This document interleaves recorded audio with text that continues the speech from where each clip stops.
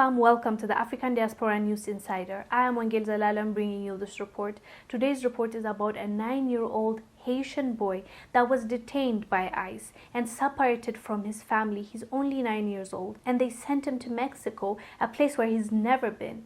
This is a crazy story, but now, thankfully, it's a positive one because he reunited with his family thanks to activists, advocates, his lawyer and his family rallying behind him and putting pressure on ICE. Let me review the article Atlanta Black Star wrote. We'll come back and discuss.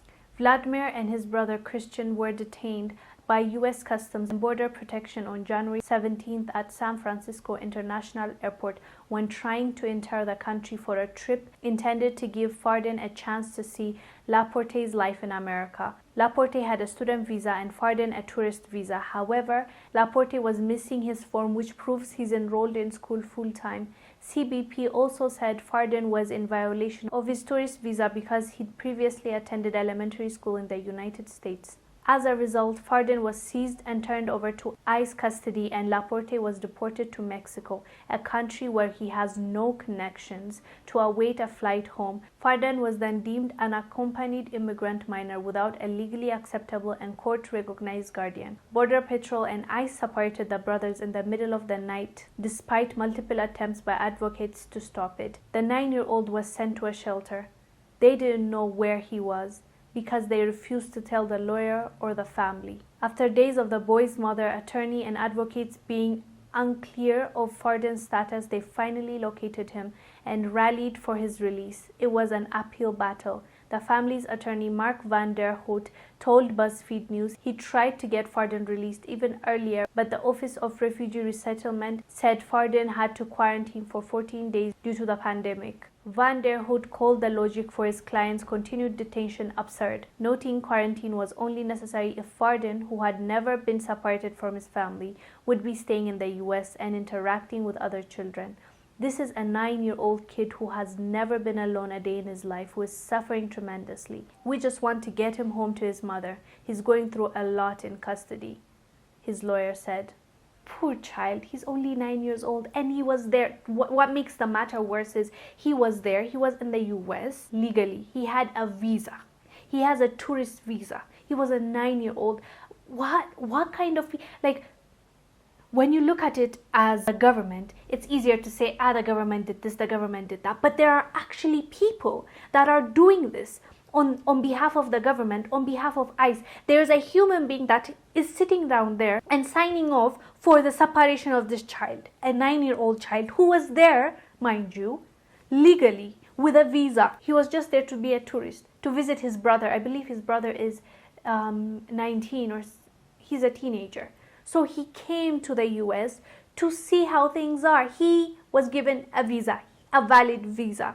He was legal. As I said, just thinking that there are human beings sitting there making these calls and decisions to separate this kid and send him to Mexico. I believe it was a flight that's supposed to go to Mexico and go back to Haiti. I'm not sure. They were not clear on that. But they sent him to Mexico where he's never been. Separated him from his brother, from his family. These are people acting on behalf of the government, apparently. So those are the people that I just can't understand. They don't have common sense. They can't understand that this guy is legally here. So unless and otherwise his visa expires, why are you there harassing this kid? Why? Give me one good reason why you should do that. Don't they have other things on their hands? Don't they have people to deport that actually committed a crime, that actually are a threat to the society? They're not. They don't have any work. Like I did the same report, I believe last week. The same story. Not a young boy. This is cruel because it's a young boy. That one was an old man. Like, he was not an old man, but like he was in the US since he was a kid. And they deported him to Haiti. Same thing. But that one, he's never even been to Haiti. So they deported him to Haiti. And even though Haitian government was telling them there is no evidence that this man is Haitian. There is no birth certificate. There is no passport. There's no documentation. So no. Don't send him. They still went ahead and tried to send him, but thankfully people, his family reached out to a high up leader, I forgot what it was, and they meddled in and they stopped him from being deported. So I don't know what the issue is. Do they have like quotas to meet? Like if you deport 200 people within this week, you get this much amount of money. Is there like a target? Because the way these people are moving, it's just suspicious.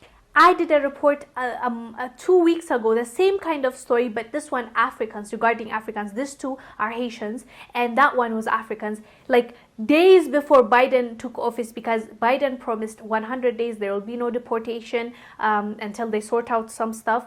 Trump ran to deport these people back to Africa. Days. Imagine, this guy is supposed to leave power in like days, not even a full week. And ICE work overtime to make sure these people are sent back home. Some of them, they were even asking asylum because they are wanted by the government. They are activists. You know how when you are living under dictatorship, anything goes. And if you speak against the government, they want you. So there were Cameroonians that spoke against the government that were asking for asylum in the US. They sent them back to Cameroon and nobody heard from them again. Hopefully there's new development and people heard from them, but when I was doing the report then, nobody heard from them. Anyways guys, do let us know down below what your thoughts are about this 9-year-old being detained even though he was there legally and he had a valid visa. Let us know down below. I am Wangil Zalal, I'm bringing you this report. I'll see you on the next one. Bye.